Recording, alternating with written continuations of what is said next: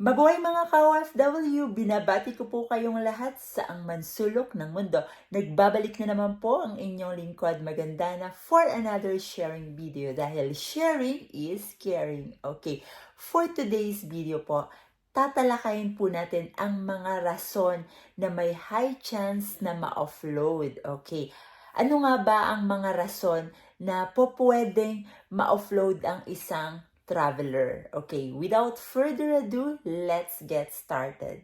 Bago yan, ano nga ba yung mga basic na chine-check ng ating mga immigration officer? Okay, so it includes valid passport, valid visa if required sa bansang pupuntahan natin, boarding pass, and round-trip confirmed ticket. Okay, yan po yung mga primary na chine-check ng ating mga immigration officer.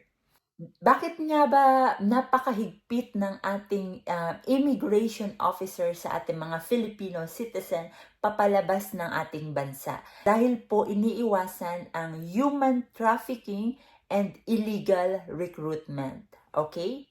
Number one reason bakit na-offload ang isang traveler or ang isang passenger ay invalid or incomplete documents. Okay, make sure po natin bago po dumating yung date ng flight natin, kumpleto po yung ating mga documents. And kung po pwede po, gumawa po tayo ng extra copy. I-photocopy na po natin yan ng extra. Lagi po natin dalhin yung original copy ng ating mga documents. Kasi napakahirap po.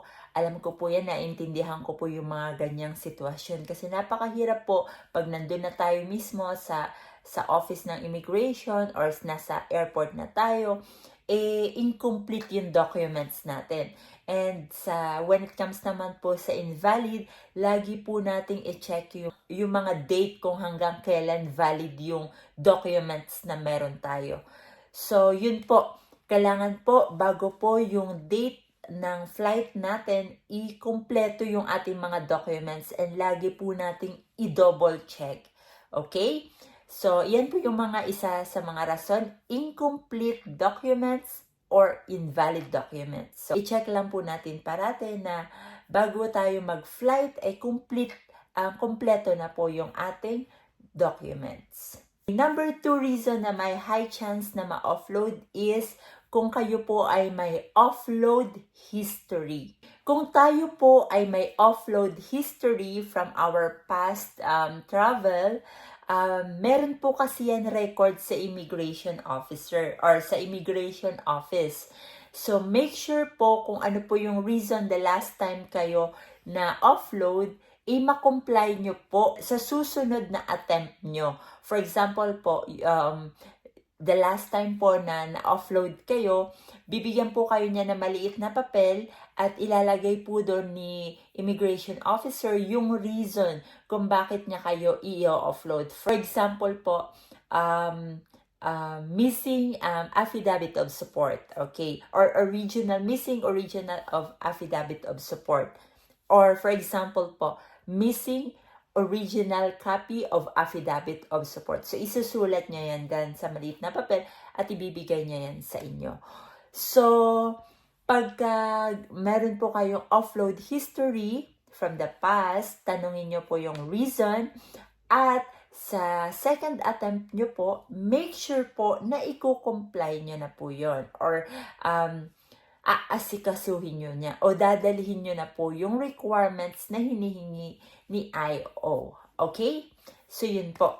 Okay, next po is active working visa with no OEC. Okay, ito po yung mga passenger na lumabas via tourist visa.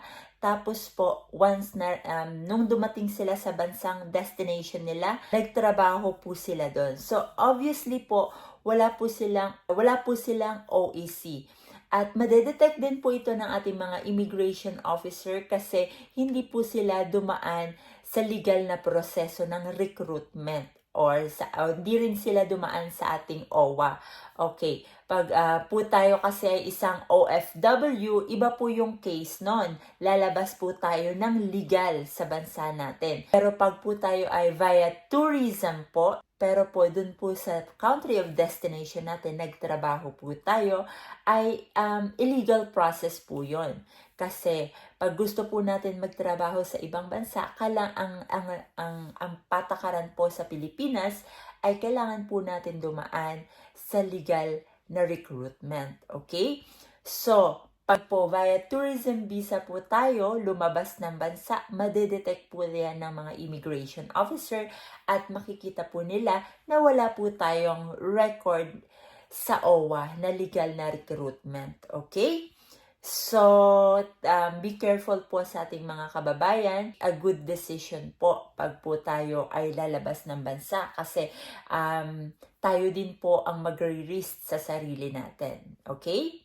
Okay. Via tourism po kasi, 'di ba, paglalabas po tayo ng bansang Pilipinas, pag tourism po ang purpose nyo, dadaan po tayo sa mga preliminary investigation sa ating mga immigration officer at i-check nila, tatanungin ka nila kung anong purpose mo doon, sasabihin nyo po, tourism lang. Tapos hahanapan kayo ng return ticket. Okay, maipapakita naman po kayo. Pero once po na-reach nyo yung country of destination nyo, naghanap po kayo ng work doon. At pagbalik nyo, madedetect po yun ng ating immigration officer. Kasi nung ganitong taon, nung 2019, in-interview kita, sabi mo, tourism lang ang purpose mo. Tapos sabi mo, babalik ka ng gantong date. Pero hindi ka bumalik. So, maaano yung officer, makikita nila yung history nyo po dun sa record nila. So, ibig sabihin, hindi ka tumupad sa salaysay na sinabi mo, sa statement na sinabi mo. Kaya, hindi rin po natin masisisi yung ating mga immigration officer kasi mas dumadami yung case na ganun, kaya mas lalo po silang humihigpit sa atin, mga Filipino citizen. So, be careful lang po and make the right decision lang po. Okay po, mga kababayan ko? The next reason po na may high chance na ma-offload is unemployed, no savings, and no sponsor. Okay, yung tatlong yan po, pag wala po kayo ni isa dyan, via tourism ang purpose nyo, palabas na ating bansa, sa immigration officer, huwag nyo na po itry kasi ma-offload po talaga kayo. Kasi via tourism po, ito po ang pinaka-main na tinitingnan ng ating mga officer. Mahalaga po ito kasi tinitingnan nila yung financial capability nyo po. Kasi tinitingnan po nila yung araw ng pag-i-stay nyo po sa country of destination nyo, kung masusustain nyo po financially yung sarili nyo.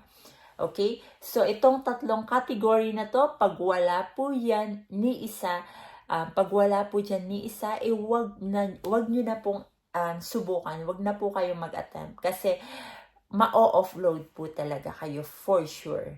Okay, and last but not the least po, high chance na ma-offload is if you are suspicious for human trafficking and illegal recruitment. Okay, so once again po, ipapaalala ko lang po ang ating mga immigration officer, mas lalo po silang naghihigpit.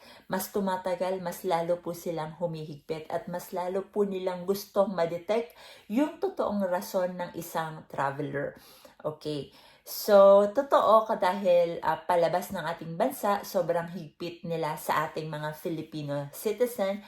But I don't know, I'm not sure po kung papasok sa ating bansa, sobrang higpit din nila sa mga foreigners. So, paalala ko lang po sa ating mga kababayan, pag po tayo ay magta-travel, i-prepare po natin yung ating mga documents. Make sure po na hindi ito invalid.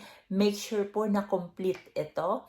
Kung kayo naman po ay may offload history sa ating past travel, okay, siguraduhin po natin na yung reason na ibibigay sa atin ng immigration officers, ma-comply po natin at alamin po natin yung reason kung bakit tayo na-offload the last time na nag-travel po kayo. Kung kayo naman po ay umalis via tourism visa, okay, pero nakahanap ng trabaho sa sa inyong country of destination, make sure po na makakuha po tayo ng Overseas Employment Certificate at magpapatunay na giging legal tayong worker sa country of destination natin kahit umalis po tayo via tourism visa or via tourism purpose. Make sure po pag po tourism purpose naman po ang pakay nyo, pagpalabas po tayo ng Pilipinas, make sure po na it's either kayo po ay employed,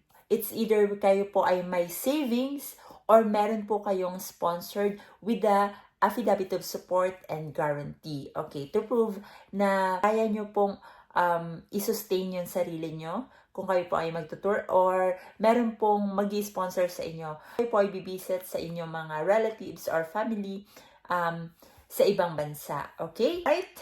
So, that's it for today's video. Maraming salamat po sa inyong pagtangkilig, panonood sa inyong oras. Please don't forget to subscribe po. Comment down below po kung saan po kayong bansa nanonood. And comment down po sa inyong mga question and suggestion.